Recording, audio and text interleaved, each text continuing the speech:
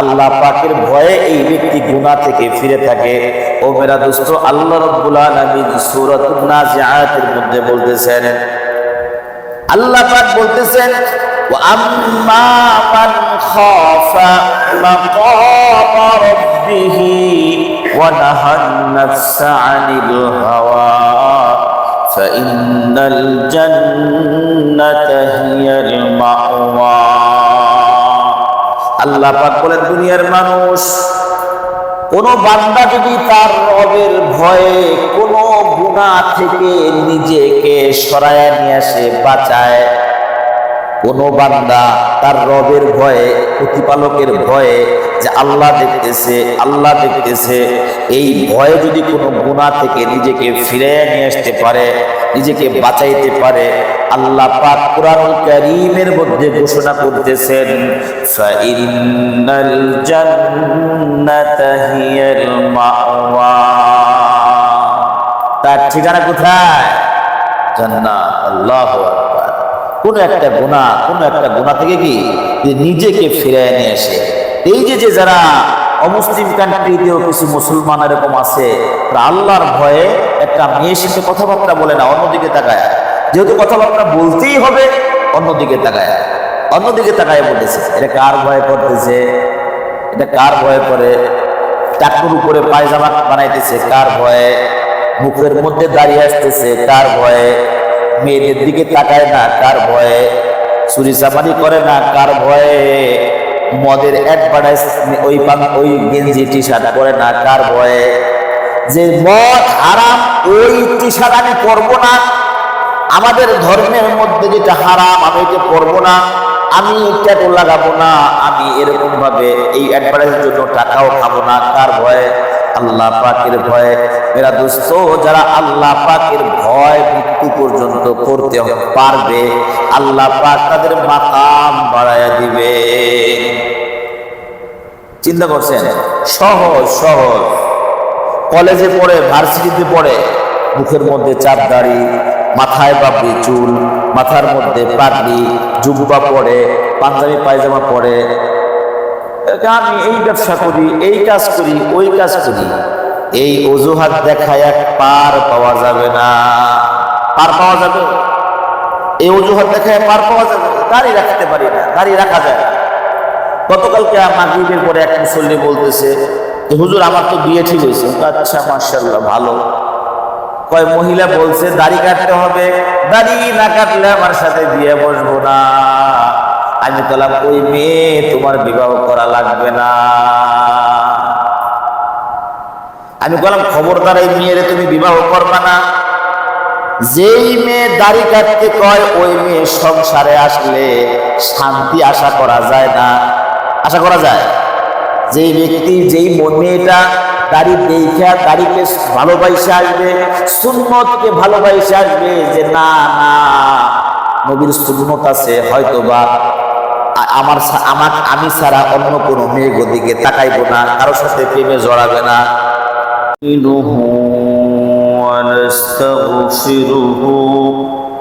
ونؤمن به ونتوكل عليه ونعوذ بالله من شرور أنفسنا ومن سيئات أعمالنا من يهده الله فلا مضل له ومن يضلله فلا هادي له ونشهد أن لا إله إلا الله وحده لا شريك له ونشهد أن سيدنا وحبيبنا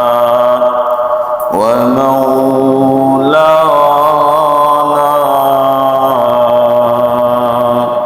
محمدا عبده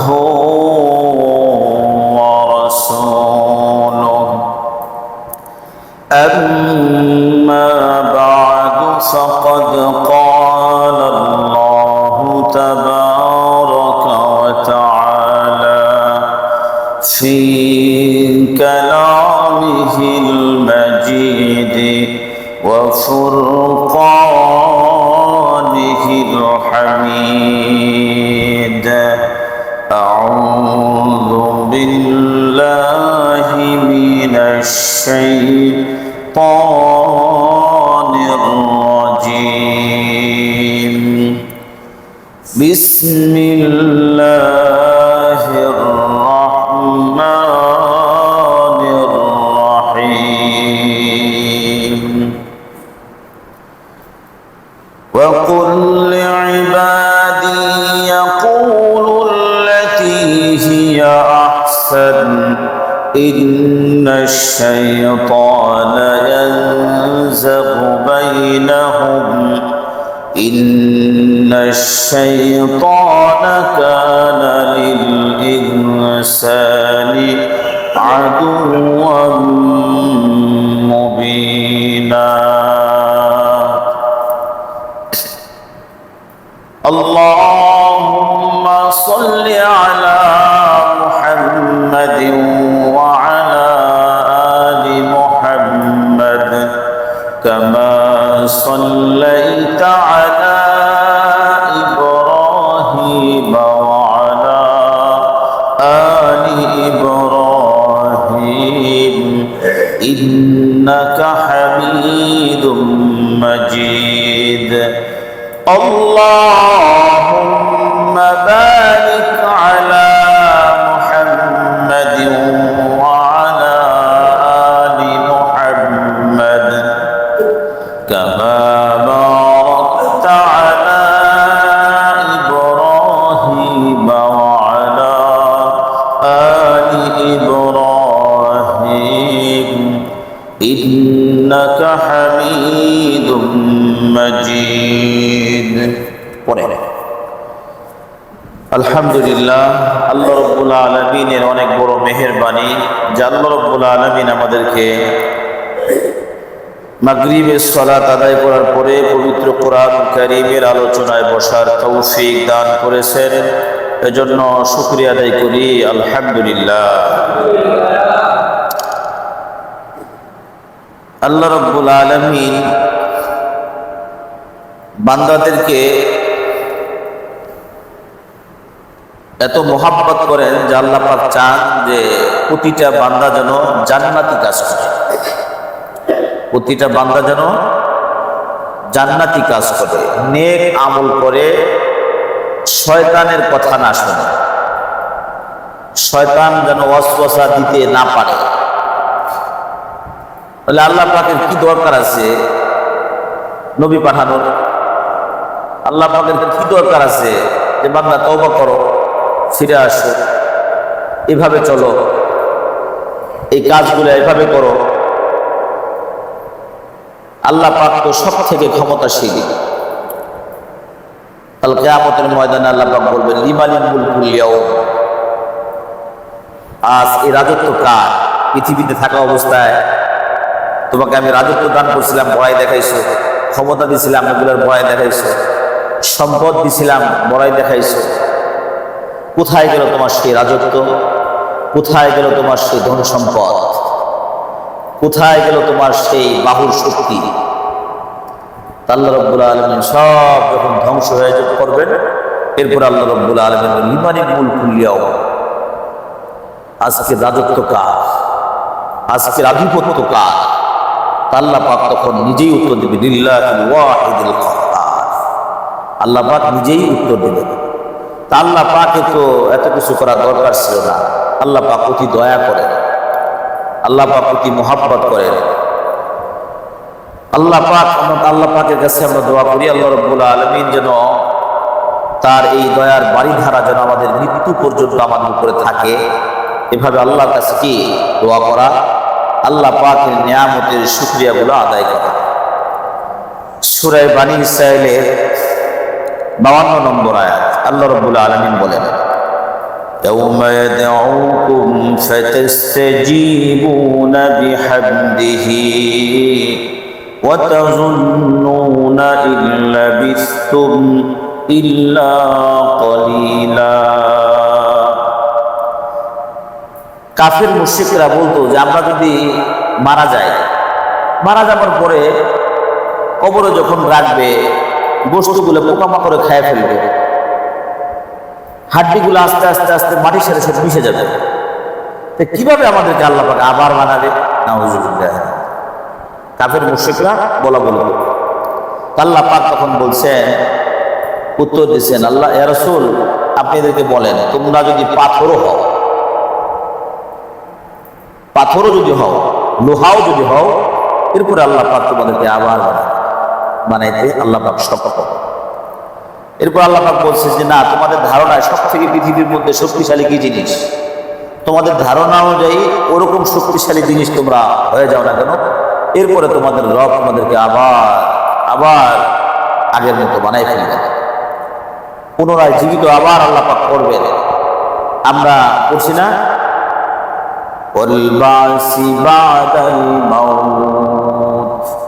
ইমানে মুফাসসালের মধ্যে পড়ছি না আমরা, মনে আছে সে ছোটকালে বক্তব্য পড়ছিলাম যে আমানতু বিল্লাহি ওয়া মালাইকাতিহি ওয়া কুতুবিহি ওয়া রুসুলিহি ওয়াল ইয়াউমিল আখিরি ওয়াল কদরি খায়রিহি ওয়া শাররিহি মিনাল্লাহি তাআলা ওয়াল বা'সি বা'দাল মাউত। যে ঈমান আনার মধ্যে একটা ঈমান যাওয়ার পুনরায় কি আবার জীবিত হব। কিন্তু কাফের মুশরিকরা তারা বোঝে নাই, আল্লাহ পাক তাদেরকে বুঝতে দেন নাই, আল্লাহ পাক দেন না, আমাদেরকে দিচ্ছে। আল্লাহ এই নিয়ামতের শুকরিয়া কিভাবে আদায় করে শেষ করতে পারবো বলেন? এই যে আমরা গোটা কয়েকজন মানুষ আল্লাহ পাকের বান্দারা কুরআনুল কারীমের আলোচনায় বসার আল্লাহ পাক তৌফিক আমাদেরকে দান করছেন, আমাদের কোনো যোগ্যতা নাই। যতক্ষণ আমরা এখানে বসে থাকবো আল্লাহ রাব্বুল আলামিন আপনারা আমার আমল নামায় জিকিরের সওয়াব দিতে থাকবেন। সুবহানাল্লাহ। এমনকি এই মজলিসটাকে ফেরেশতারা বেষ্টনী দিয়ে রাখছে, ফেরেশতারা কি রে বেষ্টনী দিয়ে রাখছে, ফেরেশতারা বলা বলি করতে থাকে, এরা আমাদের গুণগান করতে থাকে। মানুষ মানে আমরা যেরকম একটা জিনিস দেখে প্রশংসা করি, খারাপ জিনিস দেখে বদনাম করি, এরকম ভাবে ফেরেশতারাও এগুলো দেখে ফেরেশতাদের মধ্যে আলোচনা করে, দেখো আল্লাহ পাকের মাহবুব বান্দায়েরা, এদের উপরে আল্লাহ পাক সাকিনা নাজিল করতেছে, এদের আমল নামায় জিকিরের সওয়াব হতেছে। দেখেন তাহলে আপনি আমি কতজন এখানে নামাজ কালাম পড়লাম, সবাই কিন্তু বসে নেন। আগে কিন্তু আমাদের মসজিদ ভরে যেত, তাই না? আগে যখন এই এশার পরে তাফসির হইতো, করোনার পর থেকে সব দিক দিয়ে করোনা লেগে গেছে। তো যাই হোক, আবার এলাকার মধ্যে মানুষ কি কম আছে? এই পাঁচতলা, চারতলা, পাঁচতলা মসজিদ জুমার সময় যেরকম হয় এখনো তো সেরকম হইতে পারবে না, নিচতলাই ভরে না, নিচতলাই ভরে না। আল্লাহ পাক অনেককে নামাজ পড়ার তৌফিক দেন, আপনাকে দিচ্ছেন। আল্লাহ আপনি আল্লাহ পাকের শুকরিয়া দেবেন, আল্লাহ তুমি নামাজ পড়ার তৌফিক দিচ্ছ, আল্লাহ তুমি তোমাকে ডাকার তৌফিক দিচ্ছ, আল্লাহ তুমি তোমাকে ডাকার তৌফিক দিচ্ছ। আলহামদুলিল্লাহ। আল্লাহ পাককে ডাকতে পারাও অনেক বড় একটা নিয়ামত। আল্লাহ আমাদেরকে মাফ করে। আল্লাহ পাক দয়া করে আমাদেরকে এই বুঝ দিচ্ছেন, ঈমান দিচ্ছেন, মুসলমানের ঘরে পাঠাইছেন। এই জন্য আমাদের এই প্রশ্নগুলা আসে না। কাফের মুশরিক, নাস্তিক, মুরতাদ, অমুসলিমদের অনেক অনেক প্রশ্ন, অনেক অনেক প্রশ্ন, বিভিন্ন উল্টাপাল্টা প্রশ্ন, যেগুলো শুনলে আপনার মাথা খারাপ হয়ে যাবে, মেজাজ খারাপ হয়ে যাবে। এরকম প্রশ্নের উত্তরও বড় বড় যারা আমাদের বিজ্ঞ উলামায়ে কেরাম যারা আছেন, তারা সারা রাত লেখাপড়া করেন, কিন্তু কোরআন হাদিস ঘাটাঘাটি করেন, এদের প্রশ্ন জবাব দেন। বুঝতে পারছেন? যাই হোক, আল্লাহ পাক আমাদেরকে নিয়ামত দান করেছেন, আমরা এগুলো বলি না। কাফির মুশরিকরা যখন বলতো তখন আল্লাহ পাক এদেরকে উত্তর দিতেন, হ্যাঁ তোমরা যদি এর থেকে যদি শক্তিশালী কোনো জিনিস হও, এরপরে তোমরা আবার পুনরায় আল্লাহ পাক তোমাদেরকে আবার বানাবে। তাহলে তখন আল্লাহ পাকের কাছে বলছে, এটা বলতো কবে হবে, সেই দিনটা কবে? আল্লাহ পাক আবার খবর পাঠাইছেন, যে কোরআনের কারিমের মধ্যে খবর পাঠাইছেন, হ্যাঁ সেটা আবার অচিরেই হবে। কি হবে? অচিরেই হবে। এরপর আল্লাহ পাক বলেন যে তোমাদেরকে ডাকা হবে, তোমাদেরকে ডাকা হবে, তোমরা আল্লাহ পাকের ডাকে সারা দেবা জিকির করতে করতে। সুবহানাল্লাহ। নেক বান্দারা কি জিকির করতে করতে আল্লাহ পাকে ডাকে সাড়া দিবে। তারা মনে করবে যে আমরা হয়তোবা কবরের মধ্যে অল্প কিছু সময় ঘুমাইছিলাম, এই অল্প সময় ঘুমাইছিলাম। দেখবেন যদি এরকম সুন্দর ঘুম হয়, মনে হয় যে অল্প সময় আমি ঘুমাইছি, আরে মাত্রই না ঘুমাইলাম, এখন ডাক দিলাম। দেখা যায় সে ঈশার নামাজ পড়ে ঘুমাইছে, ফজরের আজান দিয়ে দিছে, ঘুমিয়ে থেকে ওঠার পরে মনে হয় যে আরে একটু আগে না ঘুমাইলাম। মানে মনটা যখন ফুরফুরে থাকে, কি থাকে, মনে যখন আনন্দ থাকে, মনে যখন সুকুন থাকে, শান্তি থাকে যখন, তখন এরকম দৃশ্যগুলা হয়। বুঝতে পারছেন? তখন মনে হয় যারা নেককার বান্দা, দিনদার, মুত্তাকি হয়ে যারা মারা যাবে, আল্লাহকে সন্তুষ্ট করে যারা মারা যাবে, এদের কবরের অবস্থা এরকম হবে, তারা কবরে ঘুমাবে, বছরকে বছর, যুগের পর যুগ ঘুমায় থাকবে। আল্লাহ পাক যখন ডাকবেন, ইয়াউমা ইয়াদউকুম ফাতাস্তাজীবুনা বিহামদিহি, তখন এই নেককার মুত্তাকিরা তখন দাঁড়াবে, উঠবে, আল্লাহ পাকের দিকে দৌড়ে দৌড়ে আসবে আর জিকির করতে থাকবে, মুখে থাকবে সুবহানাল্লাহি ওয়া বিহামদিহি সুবহানাল্লাহিল আযীম। আল্লাহ পাকের প্রশংসা করতে করতে আল্লাহ পাকের সামনে যখন আসবে, ওয়াতাজুন্নুনা ইল্লা বিসতুম ইল্লা কলিলা, তারা তখন ধারণা করবে আহা অল্প সময় না ঘুমাইলাম, ঘুমাইতে মাত্র ঘুমড়াইছে আর এখনই ডাক দিলা, এখনই আল্লাহ পাকের সামনে আসা লাগলো। মনে হয় মাত্রই ঘুমাইছে, আরে মাত্র চোখটা ডাইগে আছে, জায়গা 3-4 ঘন্টা ঘুমাই ফেলছে। কি কয়, মাত্রই চোখটা লাগছে, ঘড়ি দিকে তাকা দেখে 3-4 ঘন্টা হয়ে গেছে। আল্লাহ তারা তখন বলবো অল্প সময় ঘুমাইছিলাম। কারা? এগুলা দিনদার মুত্তাকিরা। গত সপ্তাহে বলছিলাম যে একজন হাসপাতালে একজন মা তার সন্তানকে নিয়ে ডাক্তারের কাছে কাতরাইতেছে, তার রাত পার হইতেছে, তার রাতও পার হয়, আর একজন নব্য বিবাহিত তার বাসর ঘরে যেতেছে, তার রাতও পার হয়। রাত কিন্তু দুজনের পার হচ্ছে, রাত কিন্তু কি দুজনের পার হচ্ছে। একজন খালি করে আহা বারবার ঘড়ির দিকে তাকে, আর মাত্র বাজে 9টা, আবার ঘড়ি দেখে মাত্র বাজে 9টা20, এরপরে 9টা30, এরকম করতে করতে 10টা, আবার 10 মিনিট করে গুনতে গুনতে আবার 11টা, রাত শেষ হয় না, রাত শেষ হয় না। আর যে ব্যক্তি সুখের রাত কাটাইতেছে, এই ব্যক্তি ঘড়ি দেখলো যে হ্যাঁ 9টা বাজে মাত্র আসলো, আরে এই সময় দেখি মুয়াজ্জিন সাহেব আসসালাতু খায়রুম মিনান নাওম, ওই সুখের মানুষ বলতেছে আসলে ঘুমাইতেই তো পারলাম না, আজান দিতেছে। মুয়াজ্জিন সাহেব বলতেছে ঘুম থেকে নামাজ ভালো, আমি তো এখন ঘুমাইলামই না, ঘুমের প্রস্তুতি মাত্র নিব, এখনই সময় শেষ। ঘটনা বাস্তব না? ঘড়ির দিকে তারাই কি সময় শেষ, সারা রাত পার হয়ে গেছে। তারও সময় কাটছে, তারও সময়, সেম টু সেম। কবরের জগতে যারা আল্লাহ ওয়ালা, আল্লাহকে সন্তুষ্ট করে যারা যাবে, এরা যখন কিয়ামত যখন শুরু হবে, তারা বলবে আরে মাত্র না শুয়েছিলাম, আরে মাত্র না ঘুমাইছিলাম, এখন এই কিয়ামত শুরু হয়ে গেল, এখন আল্লাহ কাছে বাস হাসর নাসর শুরু হয়ে গেল। এদের সময় খুব শান্তিতে যাবে, কারণ মৃত্যুর পর পর জান্নাতের সাথে আর তার কবরের সাথে একটা কানেকশন করে দিবে, লাইন লাগাই দেওয়া হবে। কবরে শুয়ে শুয়ে জান্নাতের সমস্ত নাজ নিয়ামত ভোগ করতে থাকবে। ও মেরা দোস্ত, জান্নাতি ফেরেশতারা খেদমত করতে থাকবে, হুর গিলমাল খেদমত করতে থাকবে, জান্নাতি সমস্ত নাজ নিয়ামত সচক্ষে দেখবে আর ভোগ করতে থাকবে। এই জন্য এই ব্যক্তির মনে হবে মাত্র না ঘুমাইলাম, এখনই কিয়ামত শুরু হয়ে গেল। আর যে ব্যক্তি আল্লাহ পাকের নাফরমান বান্দা, আল্লাহ পাকের হুকুমগুলা পালন করে নাই, জুলুম করছে, নির্যাতন করছে, হত্যা করছে, বিভিন্ন প্রকারের খারাপ কাজ করছে, পাপের সাথে জড়িত, এই সমস্ত ব্যক্তিরা বলবে হায় হায় কিয়ামত কবে হবে? ইসরাফিল সিংহায় ফুৎকার কবে দিবে? দিন শেষ হয় না। তাদের কাছে মনে হবে কয় কাজ, কয় ধানে কয় চাইল হয়। তারা এরকম দিন সময় গুনতে গুনতে তাদের অবস্থা খারাপ। বুঝতে পারেন নাই? তাহলে দুইজনের সময় দুই পদে। এখানে আল্লাহ পাক এটা বলছেন ওয়াতাজুন্নুনা ইল্লা বিসতুম ইল্লা কলিলা। আহারে অল্প সময় তো আমরা এখানে অবস্থান করছিলাম কবরের মধ্যে, অল্প সময় অবস্থান করছিলাম। এখন এই যে আলোচনা গত সপ্তাহে শুনলাম, আজকে শুনলাম, গত সপ্তাহের আলোচনায় আজকে সংক্ষিপ্ত আকারে বললাম, তো আপনাদের এই আলোচনায় দ্বারা কি বুঝলাম আমরা, আমাদের কি করা উচিত? আমাদের কি করা উচিত? কবরের সামানা তৈরি করা উচিত তো? আল্লাহকে সন্তুষ্ট করা উচিত তো? উপায় আছে অন্য কোনো রাস্তায় গেলে? খবরদার, খবরদার। এই জন্য নিজে নিজে দিনের পথে, পরিপূর্ণ দিনের পথে চলে আসি। ওই যে আমি এক সময় কোন তাফসিরের মধ্যে অথবা জুমার মধ্যে বললাম যে বাংলাদেশ ক্রিকেটাররা, বড় বড় ক্রিকেটার, পপুলার, সারা বিশ্ব জগৎ চেনে, এরাও কি মুখের মধ্যে দাঁড়িয়ে আছে? এদের মুখের মধ্যে কি আছে? যাদের আল্লাহ পাকের ভয় ভিতরে ঢুকছে, মুখের মধ্যে দাঁড়িয়ে চলে আসছে, পায়জামা পরে টাকনুর উপরে, তারা কিন্তু সারা বিশ্ব ফেলে বেড়ায়, সমস্ত মানুষ তাদেরকে চেনে। হ্যাঁ, তারা কি আল্লাহর ভয়, আল্লাহর ভয়। কার ভয়? আল্লাহর ভয়ে তার পায়জামা কোথায় টাকনুর উপরে বানায়। আল্লাহু আকবার, আল্লাহু আকবার। কিছু কিছু জিনিস দেখছেন,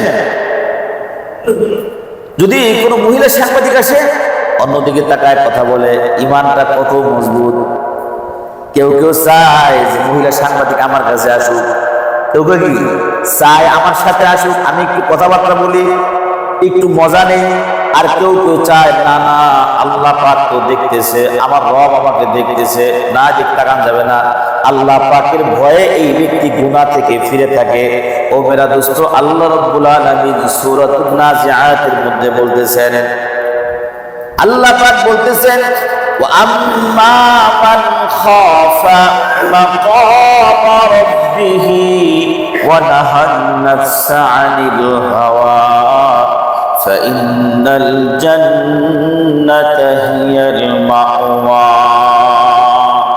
আল্লাহ পাক বলেন, দুনিয়ার মানুষ, কোন বান্দা যদি তার রবের ভয়ে কোন গুনাহ থেকে নিজেকে সরায়া নিয়ে আসে, বাঁচায়, কোন বান্দা তার রবের ভয়ে, প্রতিপালকের ভয়ে, যে আল্লাহ দেখতেছে, আল্লাহ দেখতেছে, এই ভয়ে যদি কোনো গুনাহ থেকে নিজেকে ফিরে নিয়ে আসতে পারে, নিজেকে বাঁচাইতে পারে, আল্লাহ পাক কুরআনুল কারীমের মধ্যে ঘোষণা করতেছেন, ফাইন্নাল জান্নাতা হিয়াল মাওয়া। তার ঠিকানা কোথায়? জান্নাত। আল্লাহু আকবার। কোন একটা গুনাহ থেকে কি নিজেকে ফিরে নিয়ে আসে। এই যে যারা অমুসলিম কান্ট্রিতেও কিছু মুসলমান এরকম আছে, আল্লাহর ভয়ে একটা মেয়ের সাথে কথাবার্তা বলে না, অন্যদিকে তাকায়, যেহেতু কথাবার্তা বলতেই হবে, অন্যদিকে তাকায় বলতেছে। এটা কার ভয় করতেছে? এটা কার ভয় করে? টাকুর উপরে পায়জামা বানাইতেছে কার ভয়ে? মুখের মধ্যে দাঁড়িয়ে আসতেছে কার ভয়ে? মেয়েদের দিকে তাকায় না কার ভয়ে? চুরি চামারি করে না কার ভয়ে? মদের অ্যাডভার্টাইজ ওই গেঞ্জি টি শার্ট পরে না কার ভয়ে? যে মদ হারাম, ওই টি শার্ট আমি পরবো না, আমাদের ধর্মের মধ্যে যেটা হারাম আমি এটা পরবো না, আমি ট্যাটু লাগাবো না, আমি এরকম ভাবে এই অ্যাডভার্টাইজের জন্য টাকাও খাবো না, কার ভয়ে? আল্লাহ পাকের ভয়ে। মেরা দোস্ত, যারা আল্লাহ পাকের ভয় মৃত্যু পর্যন্ত করতে পারবে, আল্লাহ পাক তাদের মাকাম বাড়ায়া দিবে। চিন্তা করছেন? সহজ সহজ। কলেজে পড়ে, ভার্সিটিতে পড়ে, মুখের মধ্যে চাপ দাড়ি, মাথায় পাগড়ি চুল, মাথার মধ্যে পাগড়ি, জুব্বা পরে, পাঞ্জাবি পায়জামা পরে, আমি এই ব্যবসা করি, এই কাজ করি, ওই কাজ করি, এই অজুহাত দেখায় পার পাওয়া যাবে না। পার পাওয়া যাবে? এই অজুহাত দেখায় পার পাওয়া যাবে? দাড়ি রাখতে পারি না, দাড়ি রাখা যায়। গতকালকে মাগরিবের পরে এক মুসল্লি বলতেছে, হুজুর আমার তো বিয়ে ঠিক হয়েছে। আচ্ছা, মাশাআল্লাহ, ভালো। কয় মহিলা বলছে দাড়ি কাটতে হবে, দাড়ি না কাটলে আমার সাথে বিয়ে বসবো না। আমি বললাম, ওই মেয়ে তোমার বিবাহ করা লাগবে না। আমি বললাম, খবরদার, এই মেয়েরে তুমি বিবাহ করবা না। যেই মেয়ে দাড়ি কাটতে কয়, ওই মেয়ে সংসারে আসলে শান্তি আশা করা যায় না। আশা করা যায়? যেই ব্যক্তি, যেই মেয়েটা দাড়ি দেখা দাড়িকে ভালোবাসে আসবে, সুন্নতকে ভালোবাসে আসবে, যে না না, নবীর সুন্নত আছে, হয়তোবা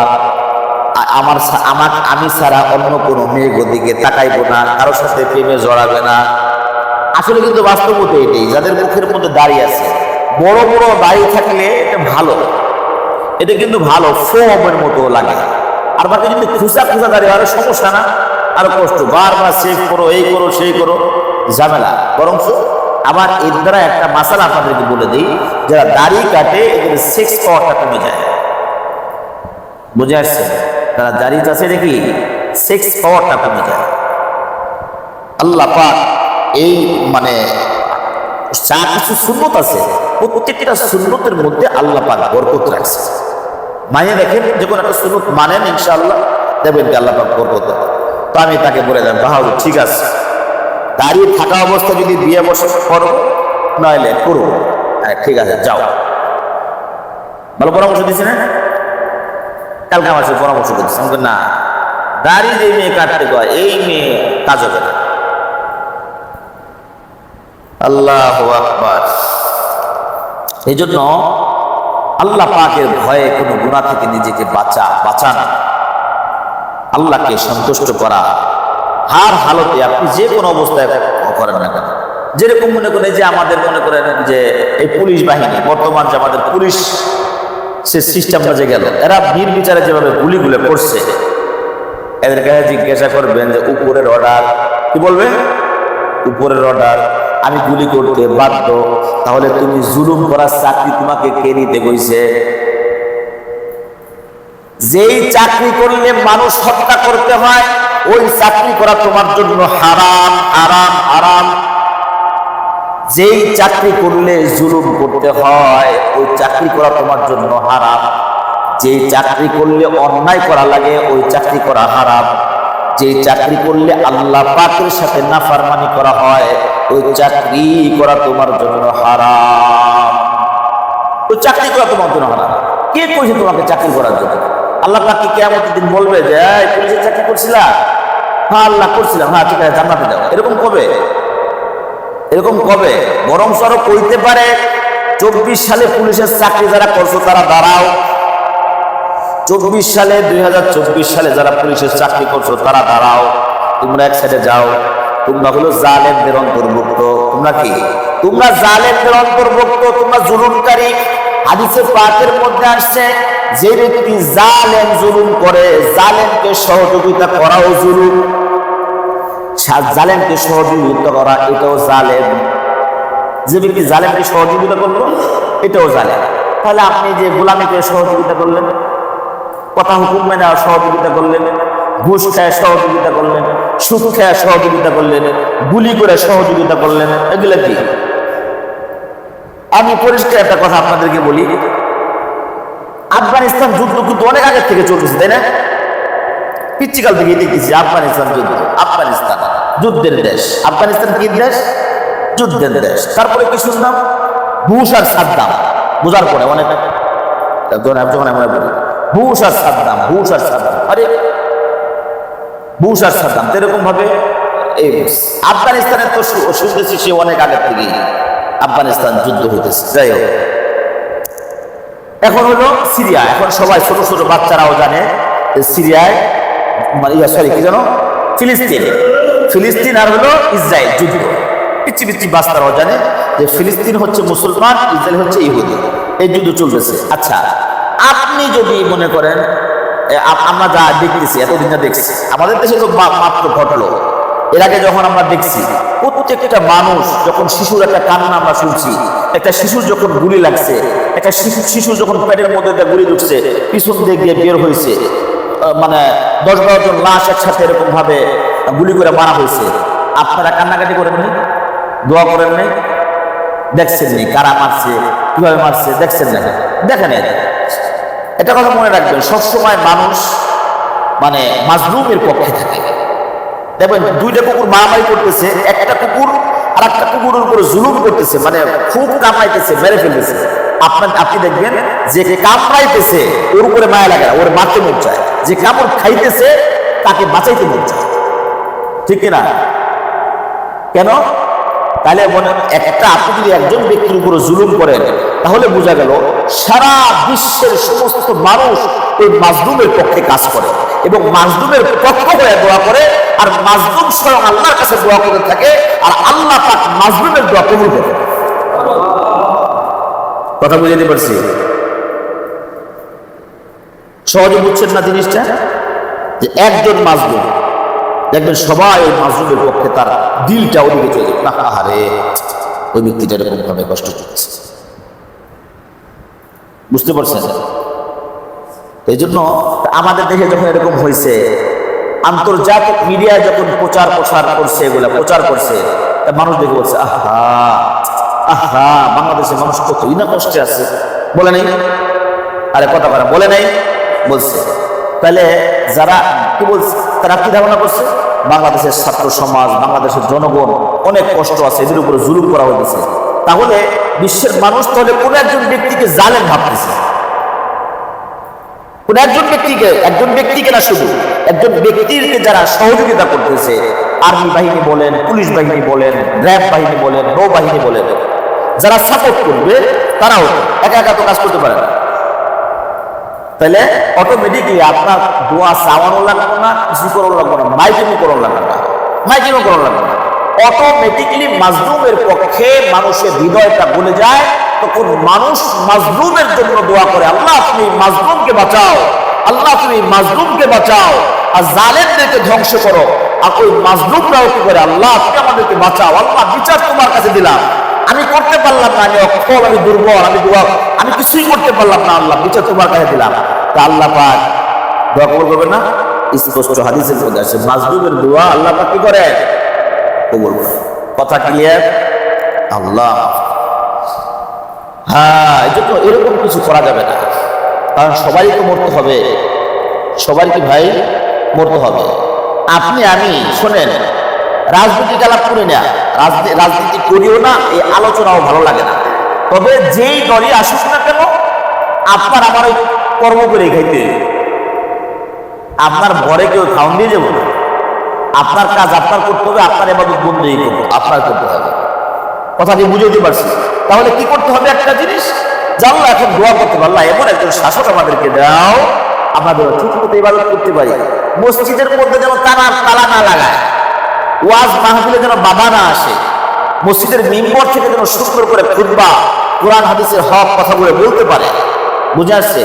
কে আসলো না আসলো আমার দেখার দরকার নেই, কে রাজত্ব করবে ওটা আমার দেখার দরকার নাই, কিন্তু আল্লাহকে দোয়া তো করতে পারি, আল্লাহ তুমি একটা ন্যায় পরায়ণ বাদশা আমাদেরকে দান করো। বুঝে আসছে ভাই? কারো পক্ষ নিয়ে কথা বলার দরকার নাই, লাভ নাই তো বলুন, লাভ নাই। এই পক্ষ নিয়ে কথা বলবেন, কয়েকদিন একটু মানে দাপট থাকবে, এই মনে হয় আওয়ামী লীগ করে, আওয়ামী লীগ ক্ষমতা আছে, এই ব্যক্তির পাওয়ার আছে, আবার আওয়ামী লীগ নাই, এই ব্যক্তির পাওয়ার নাই, লাভ কি? তবে 10 দিন হলো মনে করে রাজত্ব করবো, এরপরে 10 দিন পিড়ে নিয়ে দেবো, তবে রাজত্ব করার দরকার নেই, পিড়ে নিয়ে খাওয়ার দরকার নেই। আমি আল্লাহ বিল্লাহ করি, আমি কি করি? আল্লাহ বিল্লাহ করি, আরে দোয়া করে আল্লাহ তুমি একটা ন্যায় পরায়ণ বাদশা আমাদেরকে দাও। বুঝে আসছে না ভাই? আর বাকি যারা আছে সবার জন্য হেদায়েতের দোয়া করো। প্রথম নাম্বার কারোর জন্য প্রথমেই বদদোয়া না করো, আল্লাহ তুমি হেদায়েত দান করো, হেদায়েত দান করো, হেদায়েত দান করো। এরপর যখন হেদায়েত না আসে তখন দোয়া করো, আল্লাহ হেদায়েত যদি না থাকে তাহলে ধ্বংস করে দাও, হেদায়েত না থাকলে কি করো? ধ্বংস করে দাও। বুঝে আসছে ভাই? হ্যাঁ, তাহলে নেক আমল নিয়ে কবরে গেলে শান্তি, আর বদ আমল নিয়ে গেলে কি কঠিন ধোলাই হবে, কঠিন অবস্থা খারাপ। এজন্য সব যত প্রকারের পাপ আছে সব পাপ থেকে নিজেকে বাঁচানোর চেষ্টা করতে হবে। আল্লাহ পাক আমাদের তৌফিক দান করেন, সকলে বলে আমিন। এরপর আল্লাহ রাব্বুল আলামিন বলতেছেন, وَقُلْ لِعِبَادِي يَقُولُوا الَّتِي هِيَ أَحْسَنُ إِنَّ الشَّيْطَانَ يَنزَغُ بَيْنَهُمْ إِنَّ الشَّيْطَانَ كَانَ لِلْإِنسَانِ عَدُوًّا مُبِينًا। সাহাবায়ে কিরাম রাদিয়াল্লাহু তাআলা আনহুম কাফেরদের একটু অন্য পদের মনে করতেন, কাফের মুশরিকদের, যেটা কাফের, এরা মূর্তি পূজা করে, আল্লাহকে মানে না, রসুলকে মানে না, একটু এমন এমন মনে করতেন। কাফেররাও তো আগের থেকেই ঘোর বিরোধী, এরপরে মুসলমান এরকম মনে করতেন। তো আল্লাহ রাব্বুল আলামিন তখন আয়াত নাযিল করলেন, ওয়াকুল লিইবাদি, হে রাসূল আপনি আমার বান্দাদেরকে বলে দেন, ইয়াকুলুল্লাতী হিয়া আহসান, তারা যেন ভালো ভালো কথা বলে, নরম নরম কথা বলে, নম্রতার সাথে কথা বলে, আদব দিয়ে কথা বলে, বেয়াদবি যেন না করে, গরম গরম কথা যেন না বলে। তাদের সাথে, সবার সাথে নরম কথা, ভালো কথা, ভালো ভালো কথা বলতে হবে। আচ্ছা, ইন্নাশ শাইতানা ইয়ানযাগু বাইনাহুম, নিশ্চয় শয়তান উভয়ের মাঝে উস্কানি দেয়, উস্কানি দেয়। উভয়ের মাঝে কি দেয়? উস্কানি দেয়। একটা হিন্দু লোক, একটা হিন্দু বাড়ি, একটা মুসলমান বাড়ি, মিলে থাকো, মিলে থাকো, শয়তান যুদ্ধ লাগানোর চেষ্টা করে। শয়তান কি লাগাবে? যুদ্ধ লাগানোর চেষ্টা করে। ওর খারাপগুলো ওর কাছে ধরাই দিবে, আর এর খারাপগুলো এর কাছে ধরাবে। মানে কারো ভালো জিনিস তাদের চোখে পড়বে না, সব খারাপ বলে দেবে। তো এর দ্বারা শয়তান মাঝখানে কি বাইনাহুম ইয়ানযাগু বাইনাহুম, শয়তান মাঝখানে উস্কানি দেয়, মানে দুজনকে আরো লাগায় দেয়, যুদ্ধ লাগায় দেয়, ঝগড়া লাগায় দেয়। ঝগড়া লাগায় দেয় তাহলে কি দুনিয়ার মধ্যে ফাসাদ বেড়ে যায়, ঝামেলা বাড়ে, গ্যাঞ্জাম বাড়ে। এই জন্য আল্লাহ পাক বলেছে শয়তান এদের উভয়ের মাঝে কি করে? উস্কানি দেয়। এই জন্য তোমরা ভালো কথা বলো। ওরা খারাপ কথা বলছে, বলুক আমি ভালো কথা বলবো। ওরা খারাপ কথা বলছে, বলুক আমি কি ভালো কথা বলবো। ভালো ভালো কথা বলা। ইন্নাশ শাইতানা কানা লিল ইনসানি আদুওয়াম মুবিনা, নিশ্চয় শয়তান মানুষের প্রকাশ্য শত্রু, মানুষের প্রকাশ্য শত্রু। তো এই আয়াতের মধ্যে আল্লাহ পাক বলছেন যে বান্দাদেরকে কি বলো? আমার বান্দাদেরকে বলো ভালো কথা বলার জন্য। উত্তেজিত কথাবার্তা, আপনার গরম কথাবার্তা বলা, উস্কানিমূলক কথাবার্তা বলা, এটা আল্লাহ পাক নিষেধ করছেন। ভালো কথা আল্লাহ পাক বলতে বলছেন। এরপরে পৃষ্ঠে হযরতে মূসা আলাইহিস সালাম, হযরতে মূসা আলাইহিস সালাম যখন ফিরআউনের কাছে যাবেন, দাওয়াত নিয়ে ফিরআউনের কাছে যাবেন, আল্লাহ পাক সূরা তাহার মধ্যে আল্লাহ পাক বলতেছেন, মনে পড়লে এটা বলি আপনাদের কাছে, ইযহাব আনতা ওয়া আখুকা বিআয়াতি ওয়া লা তানিয়া ফি যিকরি ইযহাবা ইলা ফিরআউনা ইন্নাহু তাগা। আল্লাহ পাক বলতেছেন মূসা তুমি আর তোমার ভাই ফিরআউনের কাছে যাও দ্বীনের দাওয়াত নিয়ে। কি নিয়ে? দ্বীনের দাওয়াত নিয়ে। কার কাছে যাও? ফিরআউনের কাছে যাও। ওই মূসা, ফিরআউন কিন্তু পথভ্রষ্ট। আল্লাহ পাক বলে দিয়েছে দিক নির্দেশনা, এই মালিক বস বলতেছে যাও এই মালটা অমুক জায়গায় নিয়ে যাও, ওই জায়গার লোক কিন্তু এরকম এরকম তেরা বেড়া আছে, তুমি এরকম এরকম ভাবে কাজ করে আসবে, বলে দেয় না এরকম। আল্লাহ পাক বলতেছে মূসা তুমি তোমার ভাইকে নিয়ে, হারুনকে নিয়ে যাও, ফিরআউনের কাছে যাও। তবে সে কিন্তু পথভ্রষ্ট, সে কিন্তু তেরা মানুষ। তাই তেরা মানুষ তাহলে কি করতে হবে? তেরা মানুষ, রার তেরা, অসভ্য, বেয়াদব, কি করবো তাহলে? মূসা আর হারুন এখন যাবে, আল্লাহ পাক বলে দিল ওর ক্যারেক্টার এরকম, তাহলে কি করতে হবে?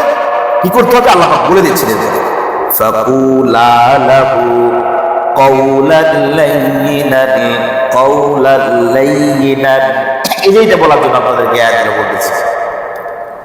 ও মূসা আর হারুন তোমরা যে যাবা ফিরআউনের কাছে, খবরদার তুমি যে গরমের গরম এক ফিরআউনের এক কিপ্তিরে এক থাবুর দিয়ে মাইরা ফেলছিলা, একটা থাবুর মাসে এক চটকানায় জায়গায় শেষ, জায়গায় ডেটে হয়ে গেছে। এরপরে ওই যে মাদিয়ান চলে গেছিলেন মূসা আলাইহিস সালাম, মানে একটু রাগী ছিলেন, খুব রাগী ছিলেন, আল্লাহ মাফ করে দেন। তে মূসা আলাইহিস সালাম যাবেন, আল্লাহ পাক বলেছেন, আল্লাহ পাক তো সব জানেন বোঝেন, আল্লাহ পাক বলছেন মূসা তুমি যে ফিরআউনের কাছে যাবা, তুমি যে চেতা মানুষ আর রাগী মানুষ, খবরদার তুমি আর তোমার ভাই যাও, যে গরম গরম কথা বলুন যাইব না।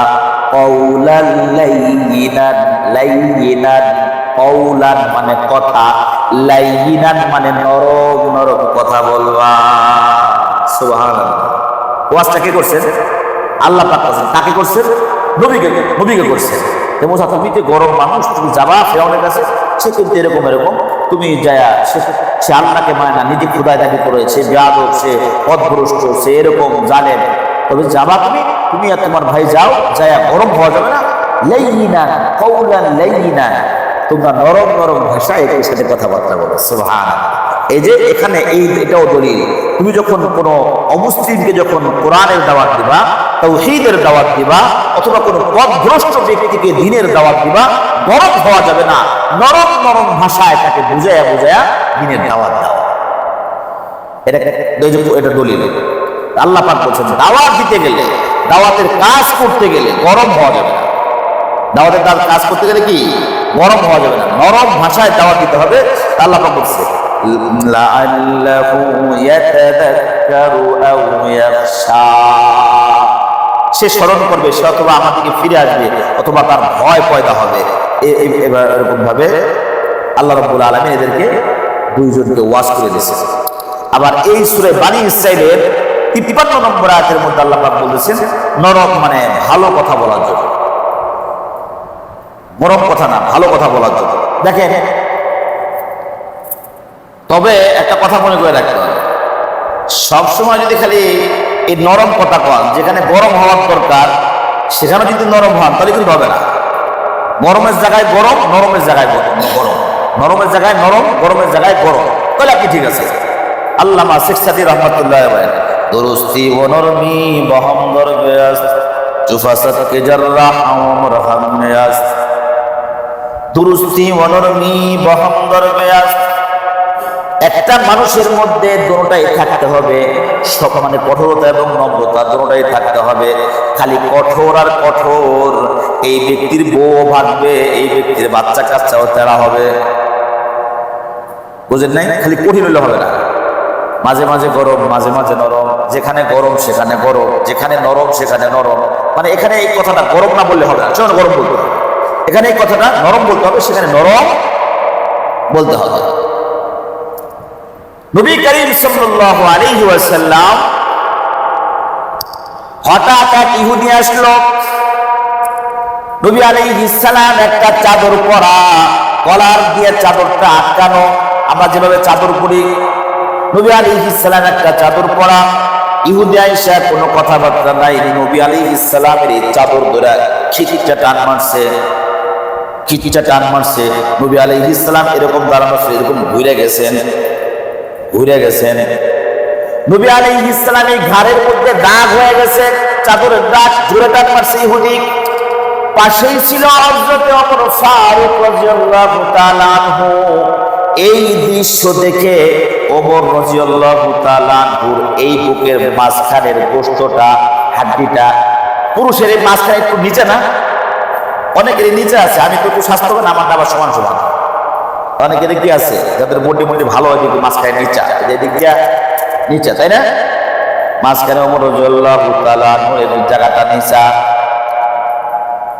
ওমর রাদিয়াল্লাহু তাআলা আনহু এই দৃশ্যটা দেখার সাথে সাথে ফস ফস করতে করতে এখানে ফুইলা গেল, রাগে রাগে ফস ফস করতেছে আর ফুইলা গেল। নবী আলাইহিস সালামের সামনে ইহুদি দাঁড়ানো, ওমর রাদিয়াল্লাহু তাআলা হফ করে ধরছেন, এখনই শেষ করে দিব এরে, এখনই। কোন নবীর সাথে বেয়াদবি, জালেম গুনাহগার। ঘটনা হলো এই ইহুদির নবী আলাইহিস সালামের কাছে কিছু লেনদেন আছে, নবী আলাইহিস সালামের সাথে কথা হয়েছে যে 10 তারিখে দিবে, এটা কথার কথা, বা 1 সপ্তাহ পরে দেবে। ওই টাইম হওয়ার আগেই ইহুদির টাকা চাইতেছে, টাইম হওয়ার আগেই কি টাকা চাইতেছে। তারপর নবী আলাইহিস সালাম ঋণী, এই জন্য নবী আলাইহিস সালাম কিছু বললেন না। কিন্তু ওমরের তো সহ্য হয় না, ওমর ধরে বসছে। নবী আলাইহিস সালাম বলতেছে, ওমর সাইরা দাও, ওরে কিছুই কইও না, এরে মাইরো না, কিছুই কইও না, কারণ এর কাছে আমি ঋণী। তুমি যদি আমার উপকার করতে চাও, তাহলে এই ইহুদির ঋণ পরিশোধ কইরা দাও। নবীর চরিত্র, নবীর ব্যবহার। ওমর, তুমি আমাকে মোহাব্বত করলে, আমাকে উপকার করতে চাইলে এই ইহুদির ঋণটা পরিশোধ করে দাও। ওমর রাদিয়াল্লাহু তাআলা সাইরা দিলেন কলারটা, আর কোনো কথা নাই, সাথে সাথে রাগ শেষ। নবীর কথা, নবীর এশক আর ভালোবাসা কত, নবীর জন্য রাগ 120 হয়ে গেছে, আবার নবীর জন্য রাগ পানি করে ফেলছে, ছেড়ে দিছেন। এই দৃশ্যটা দেখা এই ইহুদি বলতেছে, ইয়া রাসূলুল্লাহ, ইয়া হাবিবাল্লাহ, আমি এখন টাকা নেওয়ার জন্য আসি নাই, আমি ঋণ নেওয়ার জন্য আসি নাই। ইয়া রাসূলুল্লাহ, আপনি পাওনা, আপনার কাছে যে টাকা পাওনা আছে নেওয়ার জন্য আসি নাই। ইয়া রাসূলুল্লাহ, আমি আপনার ধৈর্যের পরীক্ষা নেওয়ার জন্য আসছি, আপনি আমার পরীক্ষায় 100% পাস করে গেছেন। ইয়া রাসূলুল্লাহ, ইয়া হাবিবাল্লাহ, আমাকে কালিমা পড়ায়া মুসলমান বানায়া দেয়। এই ব্যবহার নবীর ব্যবহার। নবীর কি? নবী আলাইহিস সালামের ব্যবহার। মদিনায় একটা মসজিদ বানানো হলো। মদিনার মসজিদের খুঁটি হলো খেজুর গাছের খুঁটি, উপরে চাল বেড়া হলো খেজুর গাছের পাতার বেড়া। যদি বৃষ্টি হয় 10 মিনিট, তাহলে মসজিদের ভিতরে পানি পড়ে 20 মিনিট, তাই না? আরে বোঝেন নাই মনে হয়। এখন বৃষ্টি হয়ে গেছে মনে করেন, আপনি রাস্তা দিয়ে যাবেন, উপর দিয়ে পানি পড়বে, কিন্তু একটা গাছের নিচে দাঁড়াবেন, তাহলে টুকুর টুকুর করে পানি পড়তেছে, বোঝা গেল বৃষ্টি হয়েছে 10 মিনিট, এই গাছের মধ্যে থেকে পানি পড়তেছে 20 মিনিট পর্যন্ত। মদিনায় যখন বৃষ্টি হয়, বৃষ্টি হইল আধা ঘন্টা, আপনার মসজিদের মধ্যে পানি পড়ে 1 ঘন্টা। বুঝতে পারছেন? এর মুহূর্তে পাথর খুব গরম, পাথর উত্তপ্ত গরম, বালুগুলা গরম। এক ইহুদি আসছে, আইসা ডাইরেক্ট বিসমিল্লাহ বলে, বিসমিল্লাহ তোর বলে নাকি বললাম আগে, আমার মুখ দিয়ে বের হয়ে গেছে। সে দাঁড়ায় দাঁড়ায় পেশাব করা শুরু করছে। কোথায়? মসজিদের ভিতরে দাঁড়ায়, আসতে কোনো কথা নেই। সাহাবায়ে কেরাম উপস্থিত, নবী আলাইহিস সালাম উপস্থিত, পেশাব করছে। সাহাবায়ে কেরাম তো রাগে মাগে আগুন আজকে শেষ করছে, এক কবি শেষ। খবর আছে, আরে মসজিদের মধ্যে পেশাব, ফাইজলামি দোবা সবার আছে না? আচ্ছা, এখন যদি আমাদের এখানে আসে একজন জ্ঞানী মানুষ ধারে পেশাব করে, আমরা সহ্য করবো? ধাক্কায় দুঃখে বের করে অবস্থা অন্য পদ্ধতি, তাই না? আরে বাস্তব এখানে বুজুর্গি দেখায় লাভ নাই, যা হবে তাই।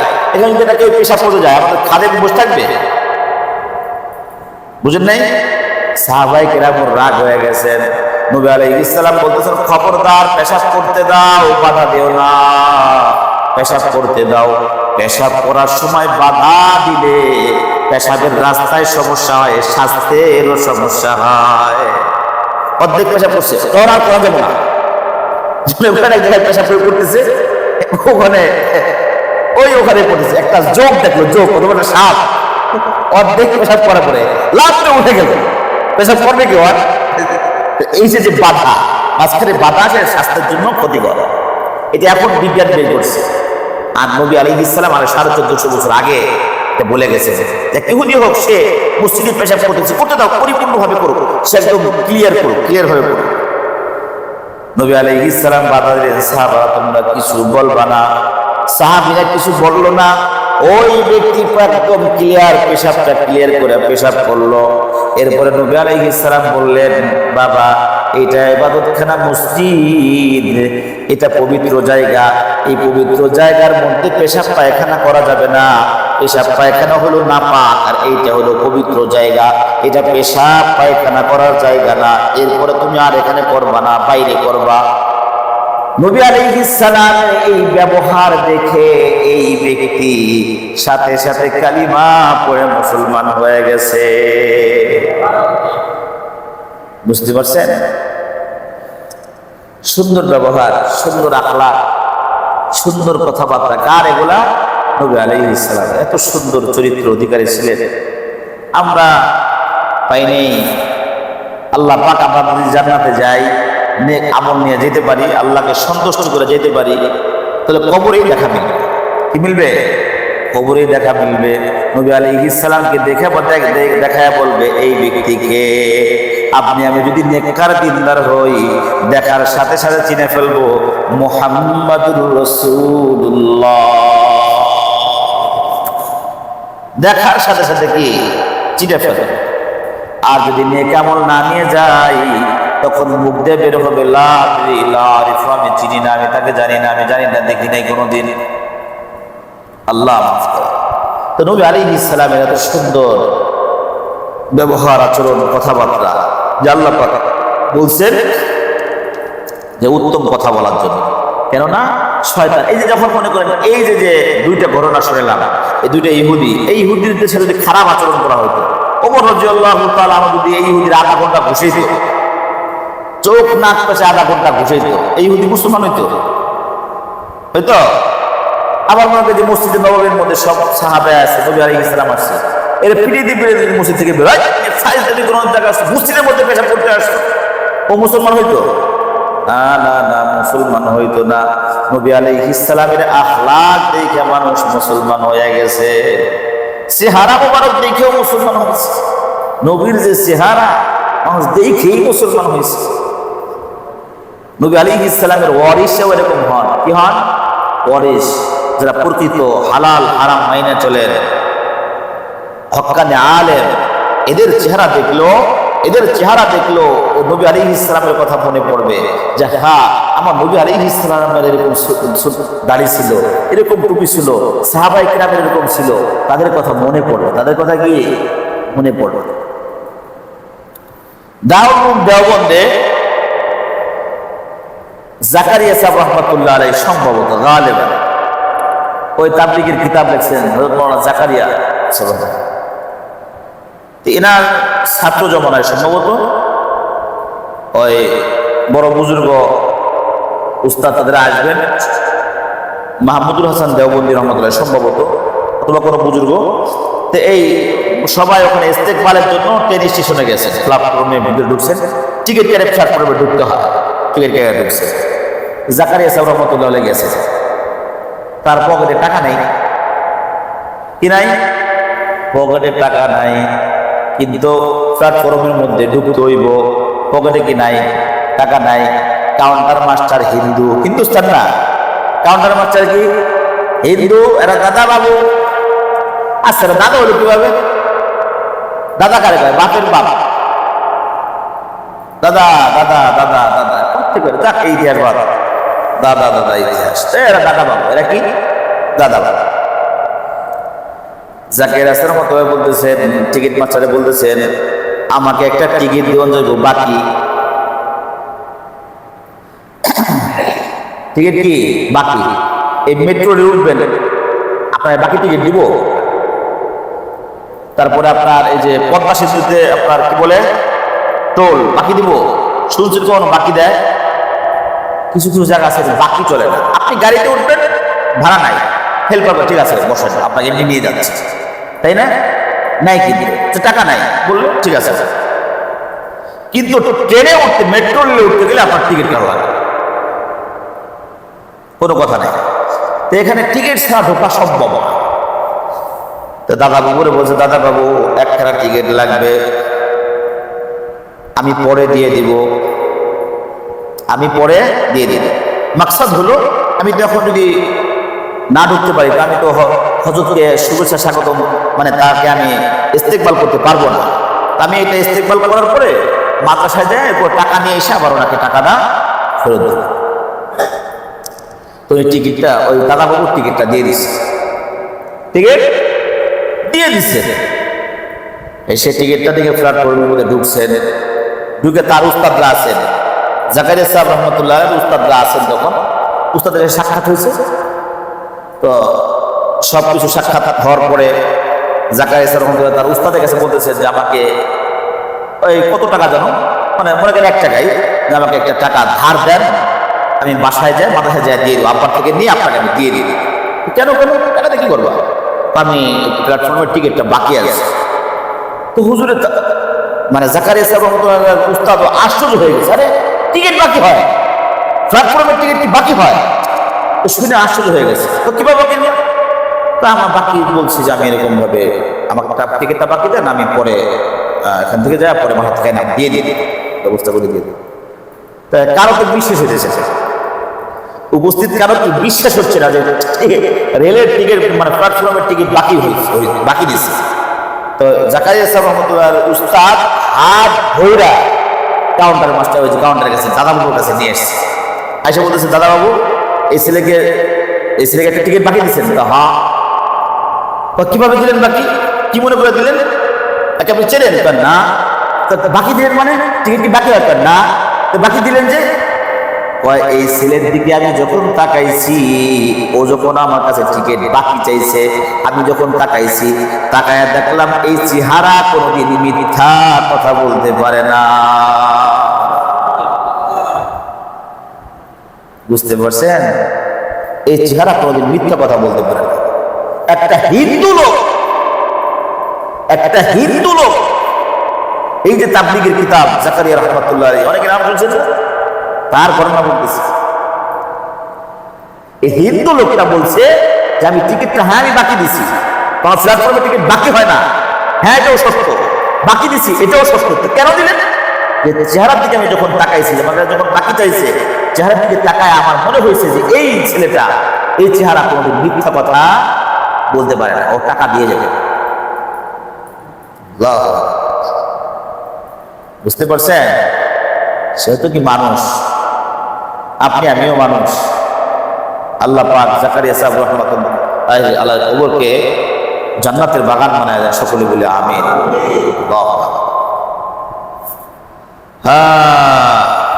এজন্য উত্তম কথাবার্তা, নবী আলাইহিস সালামের ব্যবহার, কথাবার্তা দেখছেন কি সুন্দর করে কথাবার্তা বলা, এগুলা আল্লাহ পাকের অর্ডার করছেন। আমার বান্দাদেরকে বলেন তারা যেন উত্তম ভাবে কথাবার্তা বলে, ভালোভাবে যারা তারা কথাবার্তা বলে, কষ্ট দিয়ে যেন মানুষের কথাবার্তা না বলে, কষ্ট দিয়ে যেন কথাবার্তা না। এখন মনে করেন ওই যে ওয়াজ শুনছেন, এখন শোনার পরে তো এখন আমল, ওয়াজ আগে বুঝতে হবে, এরপরে আমল। ওয়াজ না বুঝে আমল করলে বিপদ হয়ে যাবে। ওয়াজ না বুঝে আমল করলে কি হবে? একটা গল্প শোনাই, যদিও কোরআন হাদিসে নাই, বলবো কোন হাদিসে পাইছেন, কোন করোনায় পাইছেন? না, শিক্ষার জন্য একটা গল্প বলা যেতে পারে। একটা সাপ মুড়ি দইতে আইছে পীর সাহেবের কাছে। কি মুড়ি দইতে আইছে সাপ? কার কাছে? পীর সাহেবের কাছে আসছে। পীর সাহেব বলতেছে, খবরদার, মানুষ হত্যা করা যাবে না, মানুষ মারা যাবে না, তুমি কামড় দিলেই মানুষ মারা যাবে, খবরদার, জিন্দেগিতে আর কোনোদিন কামড় দেওয়া না। সাপ যদি কামড় না দেয়, আমরা ডরাবো, ভয় পাবো, ওরে ল্যাজ দিলে খালি ঘুরাবো, ঠিক না? যদি কেউ বাচ্চা জানে যে সাপে কামড় দিবে না, ওই সাপের আর রেহাই নেই। ওর একটা প্রোটেকশন আল্লাহ পাক দিয়ে দিয়েছেন, ওর কামড়, ওর তাতে কি আছে? বিষ আছে। দেখেন প্রত্যেকটা প্রাণীর প্রোটেকশনের জন্য আল্লাহ পাক ব্যবস্থা করছে। প্রতিটা প্রাণীর তার নিজস্ব প্রোটেকশনের ব্যবস্থা আছে। কচ্ছপ দেখছেন, ওর কি প্রোটেকশনের উপরে? ওর বডি, ওর মাথা খুঁজে পাবেন, ধরতে পড়ে হাত পাও খুঁজে পাবেন, স্টিল বডি। আল্লাহ পাক প্রোটেকশন দিয়ে দেন এক একটা প্রাণীকে। সাপের জন্য প্রোটেকশন হচ্ছে ওর দাঁতে বিষ আছে, আর ওই যখন ফস করে মানুষের কলিজা শুরু হয়ে যায়। তাই তোমার দুইটা প্রোটেকশন। তা পীর সাহেব বলতেছে, খবরদার, কোনো মানুষ মারতে পারবা না, মানুষকে কাপড় দিতে পারবা না। এই সাপ তো মুহিত হয়ে গেছে, এমন চিন্তা করছে, ভালো হয়ে গেছি, আর খারাপ কাম করবো না, মানুষ কামড়াবো না, মানুষের দাবড়াবো না। এখন সাপ তো ভালো হয়ে গেছে, জঙ্গলে চলে গেছে, কাঠুরিয়া কাঠ কাটতে গেছে। কাঠুরিয়া কাঠ কাটতে কাটতে এরকম একটা আটি হয়ে গেছে। আটি যে বানবে, কাঠুরিয়া ভুলে রশি নাই, কি নাই, রশি নাই। সাপটা এরকম পেঁচায় পেঁচায় বসে আছে। এই কাঠুরিয়া মনে করছে এটা রশি মনে করে এই ইয়াটা কাঠের কাঠটিটা বাঁধছেন, এই লাকড়ির ইয়াটা শক্ত করে বাঁধছে, খুব টাইট করে। আমরা যখন এরকম কোনো আটি বাঁধি, শক্ত করে বাঁধি না, ধানের আটি, যে কোনো আটি দেখুন, পরে খুলতে কষ্ট হয়ে যায়, পরে ওই কাঠিটা খুলতে কি কষ্ট হয়ে যায়, যে কষানো পয়সা বান্ধা হয়। আল্লাহ এরকম তো খুব শক্ত করে বাঁধছেন, ঘিরে ফিরে দিছে, কাঠুরিয়া বাড়িতে কাঠ নিয়ে আসছে, এরপরে আবার ফুলে ঠুলে সাপ চাইলে ফেলাই দিচ্ছে। কাজ শেষ তো, কাঠুরিয়ার কি কাজ শেষ? ওই রশি পায় না, এটাতে বাইরে নিয়ে আসছে, রশির কাম শেষ, কাঠ বাড়িতে নিয়ে আসছে, সাপ এরকম বেল মেরে আবার ফেলাই দিচ্ছে। বিগ সন্ধ্যাবেলা এই সাপ আবার পীর সাহেবের কাছে আসছে। পীর সাহেবের কাছে এসে বলতেছে, হুজুর কি আপনি কি সবক দিলেন? আপনার কাছে মুড়ি দিয়ে তো এখন জান শেষ। যে আমল দিছেন এই আমল করতে যায় তো আমার জান শেষ। তাই কি হয়েছে? আজকে তো এক কাঠুরি আমাকে এরকম লাকড়ি বাঁধা নিয়ে বাড়িতে নিয়ে এসে, আর যে শক্ত করে বাঁধছে আমার প্রত্যেকটা রগ রেশা ঢিল হয়ে গেছে। বুঝছেন, রগ রেশা কি হয়ে গেছে? ঢিল হয়ে গেছে। পীর সাহেব বলতেছে, ঠিক আছে, তোমাকে আমি কামড় দিতে না করছি, কিন্তু ফস করতে দেওয়ার তোমারে না করি নাই। তোমারে কামড় দেবার না করছি, কামড় দিলে মানুষ মারা যাবে, কিন্তু তোমার তো ফস করতে আর না করি নাই। তুমি একবার ফস কইরে দেখতা, তোমাকে যখন ধরতে যায় তুমি একবার ফস কইরে দেখতা, কাঠুরিয়া কাঠ ফেলায় দৌড়াইতো। ঠিক না? এটা একটা গল্প, এটা কি শিক্ষণীয় একটা গল্প, কিন্তু বাস্তব। তো যখন ফস করার কথা, তখন ফস করতে হবে। ও আর শুনে গেছি ভালো ভালো কথা বলতে হবে, কারণ হক কথা সবসময় মিষ্টি হয় না। হক কথা মিষ্টি হয়, হক কথা সবসময়, হক কথা মিষ্টি হয় না, হক কথা তিতে লাগে। হক কথা বলবে মানুষ আপনাকে অপছন্দ করবে, তিতে লাগে। তো হক কথা বলবো না, হক কথা একটা বলবো, শুনবেন? আচ্ছা তাহলে বলি। হযরত ওমর ফারুক রাদিয়াল্লাহু তাআলা আনহু যখন খলিফাতুল মুসলিমিন, তখন এই ইরাকের গভর্নর বানাইছেন হলো, মিশরের গভর্নর বানাইছেন হলো আপনার একে আমর ইবনুল আস রাদিয়াল্লাহু তাআলা। আমর ইবনুল আস রাদিয়াল্লাহু তাআলার সন্তান সেখানকার গভর্নর। তো এক খ্রিস্টান, মানে একটা প্রতিযোগিতা হয়েছে, প্রতিযোগিতা দৌড়ের প্রতিযোগিতা, দৌড়ের প্রতিযোগিতায় ওই খ্রিস্টান ছেলেটা হয়েছে 1 নম্বর, আর আমর ইবনুল আস রাদিয়াল্লাহু তাআলা সন্তান হচ্ছে 2 নম্বর। এখন যেহেতু গভর্নরের পোলা 2 নম্বর হয়েছে, এই জন্য রাগে ওই খ্রিস্টানদের পিটাইছে। কার? কে? সাহাবীর ছেলে আমর ইবনুল আস রাদিয়াল্লাহু তাআলা সন্তান এই খ্রিস্টানের পিটাইছে, মারছে লাঠি দিয়ে, অনেককে বাড়ি দিয়েছে। বাড়ি দেবার পরে সে চিন্তা করলো যে আমর ইবনুল আসের কাছে যাই বিচার দিই, যে আপনার সন্তান আমাকে এরকম বিচার দিচ্ছে, আমাকে লাঠি দিয়ে পিটাইছে। তাই একজনে বুদ্ধি দিছে যে বিচার ঠিক আছে, এখানে গেলেও পাইবা, একটা কাজ করে তুমি মদিনায় চলে যাও, মদিনায় ওমর আছে, এই বিচার সেটা ওমরের কাছে যা দিয়ে এসে। এই লোকটা তো মদিনায় চলে আসছে, খ্রিস্টান। আয়েশা বলতেছে যে আমিরুল মুমিনিন, আমি একজন খ্রিস্টান, আমি যে জায়গায় বসবাস করি সেখানে আপনার গভর্নর হচ্ছে আমর ইবনুল আস। একটা প্রতিযোগিতা চলতেছিল, প্রতিযোগিতা অবস্থায় আমি ফার্স্ট হয়েছি, আমর ইবনুল আস তার ছেলে হয়েছে সেকেন্ড। তো আমি ফার্স্ট হওয়ার কারণে আমাকে এভাবে মারছে, আমি দেখে কিচ্ছু করিনি, তাই নাকি? সাথে সাথে খবর যে আমর ইবনুল আস, তুমি তোমার সন্তানকে নিয়ে দ্রুত মদিনায় চলে আসো, দ্রুত মদিনায় চলে আসছে। ইমার্জেন্সি কল আসার পরে ওমর রাদিয়াল্লাহু তাআলা কাছে লাঠি ছিল, লাঠি সব সাহাবী, অনেক সাহাবী উপস্থিত। তখন ওমর রাদিয়াল্লাহু তাআলা বলছে, এই নাও, এই খ্রিস্টান তুমি এদিকে আসো, তুমি এদিকে আসো। কড়া পিটে দিয়েছে, এই কড়া দিছে, পয়লা পিটে নাও, মারো মাথার মধ্যে। তোমার মাথার মধ্যে মারছে না? তা মারছে, মারো, তুমি মাথার মধ্যে মারো। না মানে ইতস্তত করতে মারো, মারতে হবে। পরে ওই আমর ইবনুল আস রাদিয়াল্লাহু তাআলা সন্তানের মাথার উপরে ও যেই কড়া মারছে সেই কড়া মারাইছে। এরপরে ওমর রাদিয়াল্লাহু তাআলা বলছেন, একটা ওই আমর ইবনুল আসের মাথা মেরে দেবে, যে কেন তার সন্তানকে সুশিক্ষা দিল না, ইনসাফ শিখাইল না, কেন? এটা ওমরের বিচার। তা ওমর কি আর কি নরম হয়েছে? এখন যদি নরম হয় যে ভাই আমর ইবনে আস, তুমি এখানকার গভর্নর নয়, কাজটা ঠিক হয় না, এগুলো খেয়াল রাখবো না। তাহলে আমর আসবো, হ্যাঁ ঠিক আছে, এরপর থেকে খেয়াল রাখবো না, কি এরপর থেকে একবার আর এরকম হবে না।